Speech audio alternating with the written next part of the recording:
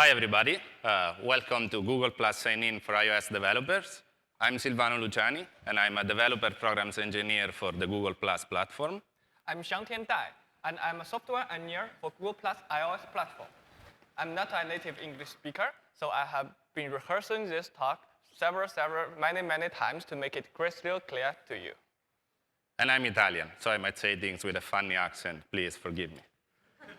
So, in the next half an hour, what we want to show you is what you can get by integrating Google Plus Sign-In in your iOS app. We will start with the basic, Google Plus Sign-In, get users to sign into your app. We will show you two ways of sharing, an active way of sharing, interactive posts, and a passive way of sharing, app activities. And in the end, we will tell you something about sign out and disconnect, which are two requirements that we ask you to implement if you want to integrate Google Plus Sign-In in your app. We will show you examples from some of our partners, and then we will show you the steps to integrate this functionality in your Xcode projects. We will show a lot of resources and URL. Don't worry if you don't get those URLs down. These slides will be public soon. The talk is being recorded. It will be public. You can get back to it later with more calm. But let's start trying to understand why do you want to integrate Google Plus Sign-In in your app. So the first thing, the very basic thing that you get is login from a trusted provider. Google is well known to be safe, especially when it comes to authentication. For example, we have two-steps verification, which is very effective against account hijacking. Once you get the very basics, once you get user to sign in to your app using their Google Plus profile, you get back the possibility of customize your app using information from their profile and using information that you can get from the Google Plus social graph, which means make the experience for every user more personal. But you can also get the possibility of engage, having users from your app engage with their friends on Google Plus.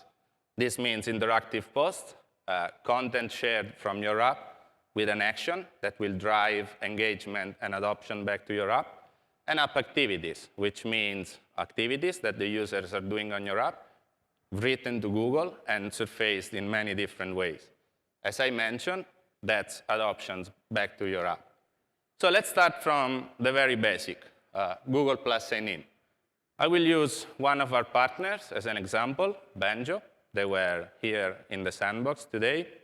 If you don't know them, it's a social discovery app that can aggregate information from different social networks and show that info based on your location. So when you want to start using Banjo, first thing, you need to sign out to one of the social networks that they support. And you can see a red button, Google. You can sign in with Google to Banjo. When you click the sign in, the first thing that you will see is our consent dialog. We designed this consent dialog very carefully, with one thing in mind, the user. Users want to have control over certain things.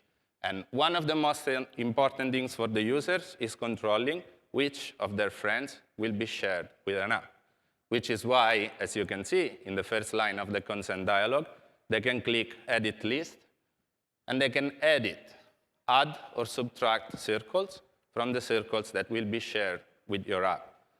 This doesn't mean that we are sending to your app information about the circles. We will send the users that are contained in those circles as a flat list. There's another line, which is very important, is the third line. Users care about what will be visible to whom in the activities that they do on your app. We will get back to that line later when talking about app activities. So once I'm signed in to Banjo, it's already different. I have my profile picture on the top right corner, and this is the very basic personalization that you can do. There's a lot more that you can do by getting data from our public data API. You can also get a list of friends, a list of my friends that are already using this app, which means that I can start my experience with Banjo, not from scratch, not from nothing, but interacting with some of the friends that I already have. To get started and integrating Google Plus Sign-In your project, the first thing that you will need to do is go to the Google API console. The Google API console is a tool that will allow you to manage access to all the Google APIs for all your projects. The first thing, you will need to create a project. The second thing, you will need to create an O2.0 client ID, which will allow us to track the usage of every API. In your case, this will be a client ID for an installed application of type iOS. Now, you can find a detailed steps of this procedure on our developer documentation. One thing that I want to point out is 3 parameters, which are very specific for your iOS app. The first one is the bundle ID, which is identifying your app. You will configure this later in the Xcode project as well, and we will see why it's important, because it's the way your app will handle the data that is coming back from the authentication. The second parameter is the App Store ID. That's the ID of your app on the App Store. And it's very important because in some cases, users might try to interact with your app without having the app installed on their iOS device. If we have this correctly configured, it means that we can redirect the user to the App Store ID, to the page of your app, have them install your app, and then using deep linking, they can go back in the same context where they were trying to interact with your app.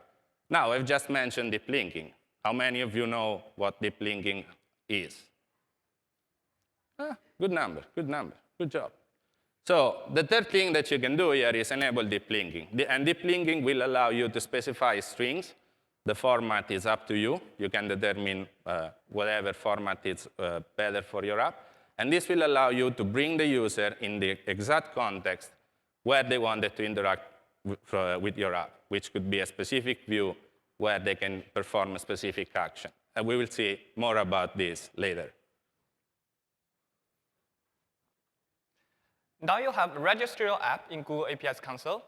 It is time to download Google Plus iOS SDK. You download it from developers.google.com/plus/mobile/iOS. And also check out our online references there. Now you have downloaded Google Plus iOS SDK. There are 4 steps to set up your Xcode configuration for your application target. The first step is to drag the following items from Google Plus iOS SDK to your project. Google Plus.framework, Google Open Source.framework, and the Google Plus.bundle. Google Plus.framework contains header files and libraries for the Google Plus iOS SDK. Google Open Source.framework contains open source files provided by Google that is used in this SDK. However, if you are already using some of these open source files, do not include the .framework. Instead, include individual files under the open source directory of the SDK. Only include these files you are not already using so that you do not end up with duplicate symbols. Google Plus.bundle contains images and strings used by the Google Plus SignIn button. Step 2, on the Info tab, add a URL type. Use your bundle ID for both the identifier and the URL scheme. You must use the same bundle ID match what you have registered in Google API's console. This is how your app gets data from authentication, sharing, and deep linking. Step 3, on Build Settings tab, find other linker flags and add -Objective-C. This linker flag is needed for libraries with Objective-C categories to link properly. And step 4, on Build Faces tab, in section Add Binary to Libraries, add the following frameworks: Security.framework and System Configuration.framework. These frameworks are needed for the Google Plus iOS SDK. Now let's go over some code setup. First, you need to import Google Plus.h and Google Open Source.h. You can import them in individual .m files as needed, or you can also import them in a precompiled header file. Second, you need to initialize the client ID property of the GPP SignIn instance before using this object. This client ID identifies your app to Google services. You get this client ID string by registering your app in the Google APIs console. If your app requires more permission from the user, in addition to what the default plus.login scope provides, you need also to declare this list of scopes and do this initialization before using this Google Plus sign-in object. Now, adding a sign-in button to your app is very easy. All you have to do is to drag a button to your storyboard or XIB file and set its custom class to GPP sign-in button. And don't forget to remove the default label. The SDK will handle the appearance of the button. You can also customize its style and the color scheme to match your app's look and feel. If you want, you can also draw your own button, as long as it meets our branding guidelines at this location. Now, if you draw your own button, don't forget to call authenticate method on the GPP sign-in instance. This starts authentication flow when user taps on the button.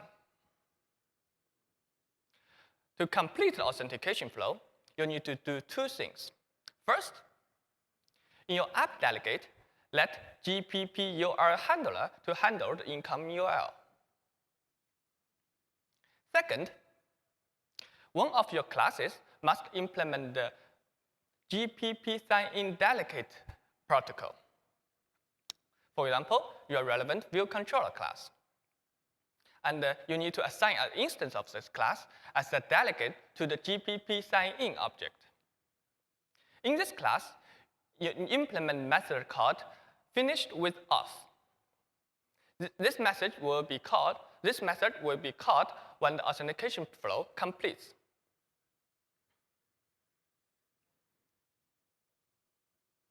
As a side note, when user finishes the sign-in, we save user's credential in user's private keychain. This is so that user does not need to type in their password again when your app starts next time. In order to make use of this feature, called try silent authentication.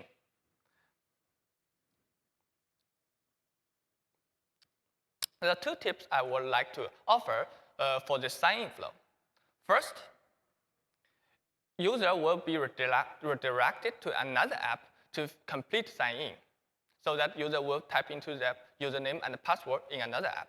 This means your app will go into background. Do not assume that your app, when user has already signed in, when your app comes back to the foreground. User could have declined to sign in, or they could simply use this home button to switch back to your app. Instead, using the programming interface that we just discussed to get a notification that user has finished signing in. Second, to provide user with a single sign-on experience, we always prefer to use the Google Plus app, if installed, to handle the user sign-in. If this is not the behavior you want, that's fine. Simply set the attempt SSO property of the GPP sign-in object to no. This way, the SDK will always switch to browser to handle user sign-in. Now user has signed in. Let's say we want to get user's profile image and the display name.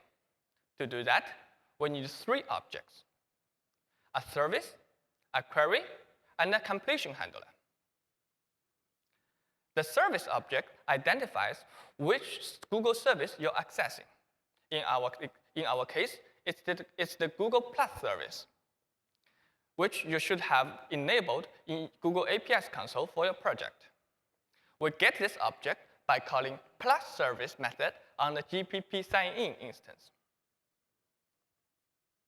A query is a request you send to this Google service. In our case, it's the query to get the people's profile. And then we get this object by calling query for people get with user ID method with the argument me. This special string represents the current user. And the completion handler is a block that is get called when the request comes back. In our case, we're expecting a GTL plus person object. This object contains information about the user. Both user's profile image and the display name can be retrieved from this object as its properties. Finally, execute the query on the plus service with the completion handler, and don't forget to check for errors inside the completion handler. So now that you have the users, it's time to engage with their friends. And the way to do this is use interactive posts. And I will use the Fancy as an example. The Fancy is another partner. They were in our sandbox yesterday. If you don't know them, it's an app where people curate a list of items, places, and you can fancy items if you like the items. You can buy items, add them to a list, or just share with friends.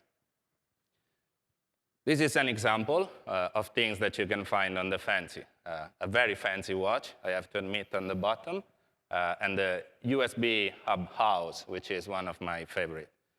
But I decided to focus on this article. Summer is coming. I think that an hanging cliff cabana, it's something that you want to have. And for $700, it's a real deal. So let's say I want to share it with my friends. On the top right corner, I have the share icon. When I click the share icon, I can see Google Plus as one of the options. When I click on Google Plus, I can see the share box for an interactive post. It looks like your average share box, but it's not. I'm sharing. I'm adding some text saying, this is really handy for the summer. You can see in the center what I'm sharing, but also there's a button, buy. And that's what we call call to action. I'm not just sharing this with my friends. I'm also telling them, hey, you should buy this thing. You should do something with this thing, because I think that this thing is really important for you. And what happens when I share this with my friends? They receive a notification across all the Google properties. And in this example, we have YouTube, we have Google Drive, we have Google Search. But this will surface also on Gmail, G+, and so on. And if they have the Google Plus app installed on their mobile device, they will receive a notification on their mobile device as well. So this is me receiving the notification. I'm telling myself to buy this thing. When I open it, this is how the share box is rendered. And what happens when I click buy? You remember when we said deep linking, putting people, users in the context where we want them to be? They not only see the object that I'm sharing. Adding to cart, buying as a gift, is one tap away from them at this point. They just need to tap on the green or blue button, and they will perform the action that we wanted them to perform. Notified on Google Plus properties, drive back to your app.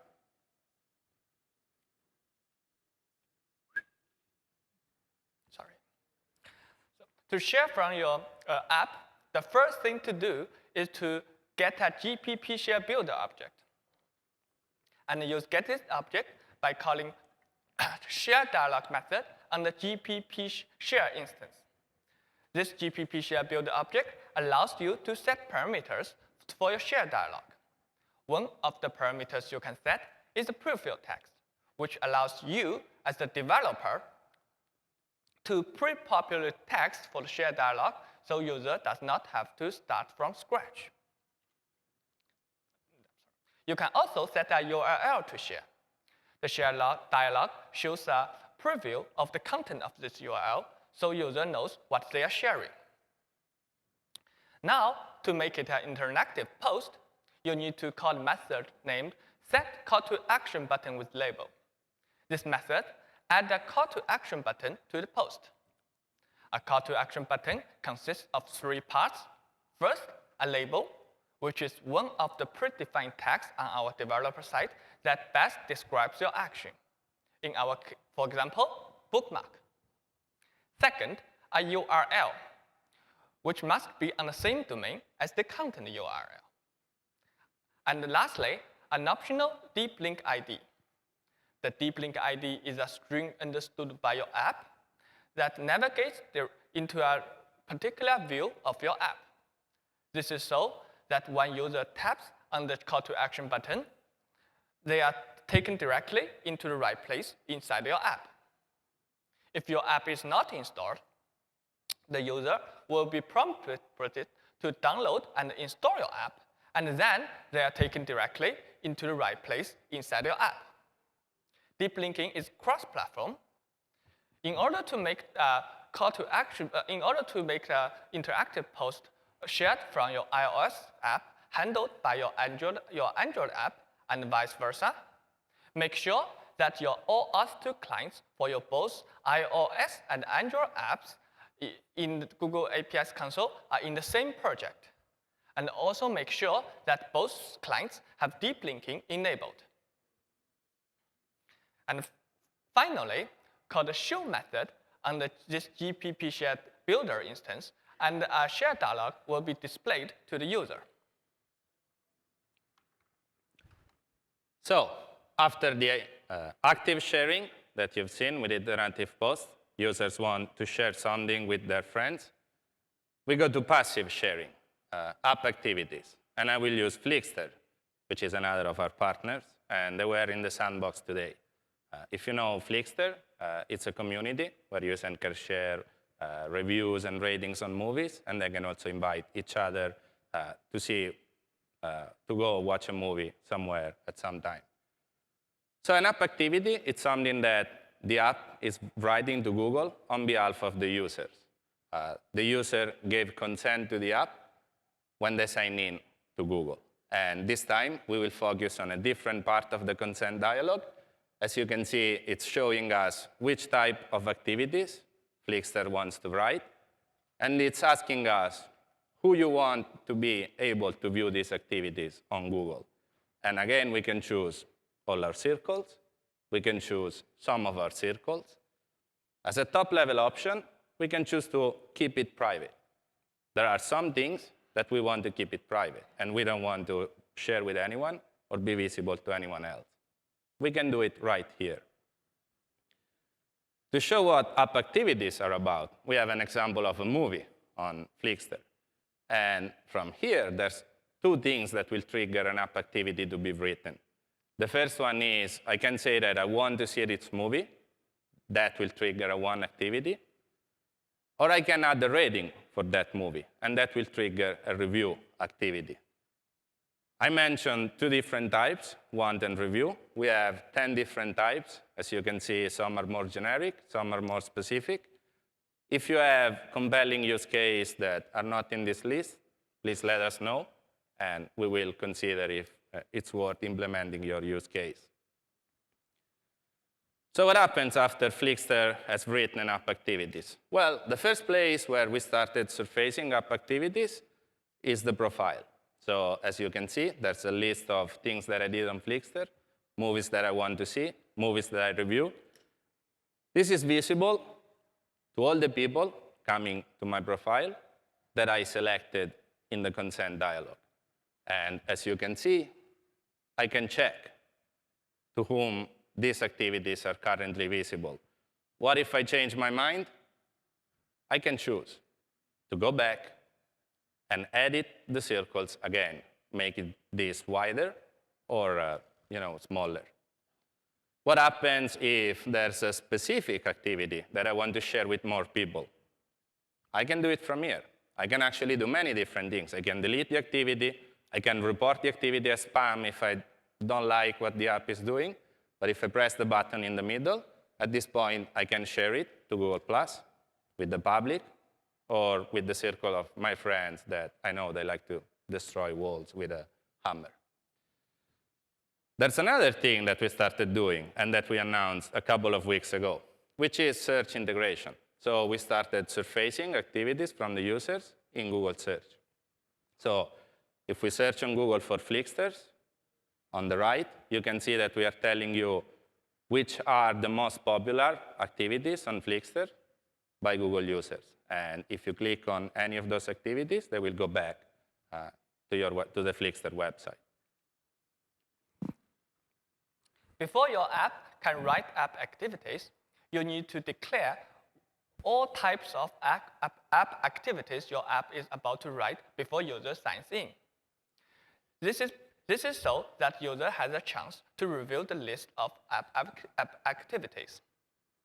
To do that, assign the actions property of the GPP SignIn instance to an array of strings, each of which is an app activity type. Now, to write the app activity, first, you need to construct a moment object, which represents app activity. Assign the type of this moment object to be the type of the app activity, and assign the target of this moment object to be the target of the app activity, in our case, a URL.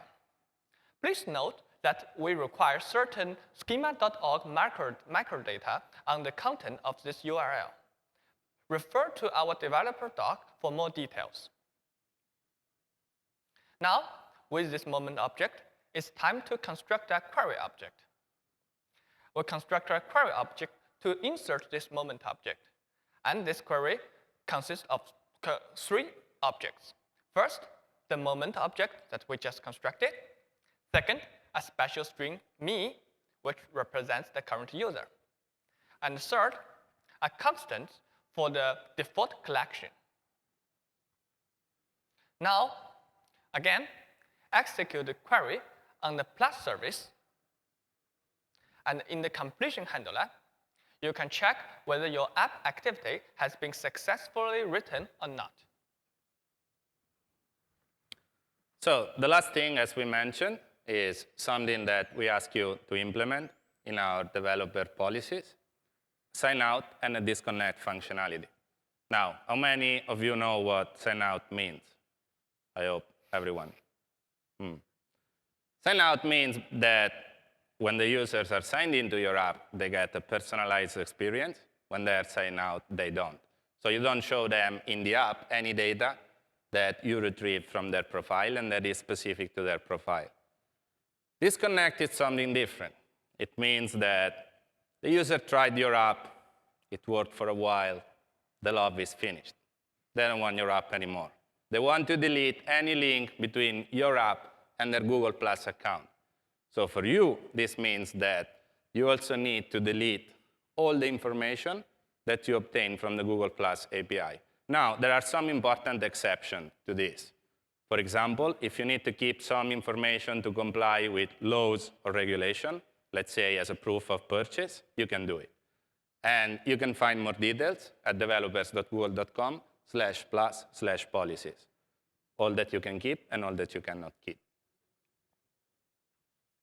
The GPP SignIn object already implements the sign out and disconnect methods. So all you have to do is to call these methods as needed, and don't forget to clean up user data. Both sign out and disconnect methods remove user credential from memory and from keychain. However, there's a difference between these 2 methods. Sign out removes user credential for the current device. On the other hand, disconnect revokes user credential for the user connecting to your app across all devices. If you want to know whether disconnect succeeds or not, implement the optional method in GPP SignIn delegate protocol called did_disconnect with error, and you can check the result there. So, to conclude, why do you want to, when you go out from this room, start integrating Google Plus SignIn in your iOS app immediately? Because of all of this point. It's easy. The integration is very easy when you use the Google Plus iOS SDK. You get the login from a trusted provider. You get profile and social graph access. And also you get to drive adoption and engagement using interactive posts. And you get re-engagement using app activities. You've seen some of examples. You've seen all of those partners are being very successful with their integration, and they're improving their apps and the experience for their users. So go out and try it out. And thanks for coming. Thank you.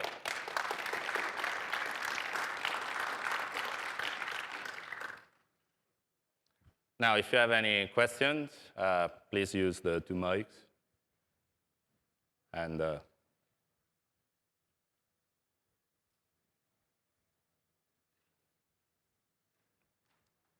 Hi, thanks for the talk. I just have a quick question about analytics on the interactive posts. I was wondering if there's a way that you can track who is making the interactive posts and then which users are clicking on those posts, as a way to be able to identify, users and then ultimately influencers and people who are easily influenced. so you can get aggregate data, but there's no way of tracking who is sharing. That's because it's a native share box. So everything is happening inside the Google iOS, the Google Plus iOS app, yeah. Right. Okay. So it's outside the scope of being able to identify to a user. Yeah. But you can get aggregate data on how your interactive posts are performing, and if you have different platforms, like Android web and iOS, you can see which platform is working best and things like that. I got a question. Regarding the storage of the identity in the keychain, sometimes I found on several apps that you need to store different type of security, like always available only when device is first unlocked. Can you comment a little bit on that one and how it will work, especially in the case when you have let's say two iPhone devices that are using Google SignIn, and they're trying to exchange information when the app is backgrounded, and if you're... Yes. When I mentioned that when user successful sign in, we store the user credential in the private keychain, it's actually the private to your app. So each app will hold its own storage of user's credential. So we don't have sharing between apps. Okay, but it's more regardless that there's an attribute for that keychain that's been written. So if my application is backgrounded, and it's waking up by a service like Bluetooth peripheral connection, I won't be able to get that keychain, and then that will bubble up the credential. So that will bubble up error. So I was wondering if there's a solution for that. Well, if we cannot get the keychain, and you try to authenticate, we'll always invoke the authentication flow again, right? It's just an optional optimization thing that we try to save user time by not give them choice not to type the password again. Actually, give you as a developer choice to use this functionality. So if it's not available, then we just don't have this functionality, and user have to sign in again. Okay, thanks. Hi. I have a question about the Google disconnect and the deleting of data that you've gathered from their profile. So here's a hypothetical scenario. Say I've implemented a sign-in where I've used some of the some of the Google Plus profile information to assist kind of a registration to an account of my own, of my application. And say I've pulled the email address and I've gotten permission to gather email address, and then have asked somebody to enter in their own password to create their own account on my application. Now, if somebody then disconnects the app and I have gathered that email information to seed my registration, must I also delete that email address, or does that email address become my own data? So if you got the address from the Google Plus API, yeah. Mm-hmm. Unless there's some law or regulation that's asking you to keep the email address for any reason, okay, then the answer is yes. Okay. From the Google Plus API. Oh, okay, maybe I'm wrong. Thanks. Hi. But that's a different API. If you presented a form for the user and you pre-filled it and they have entered that, then they're giving that information to you. So that's separate necessarily from the information that's coming back. So that's going to be covered by your own terms. So you wouldn't necessarily have to delete that stuff then. Yeah, there's also another thing is there's another way of getting the email address, which is using another scope, userinfo.email. In that case, it doesn't come from the Google Plus API, so you can keep it. Oh, but if I add it as one of the scope. Yeah, it's an additional scope, and it will be shown in the consent dialog. So you will see an additional line, which will say, this app wants to know your email address. Okay. And that will be shown to the user. Right. Okay. Thank you.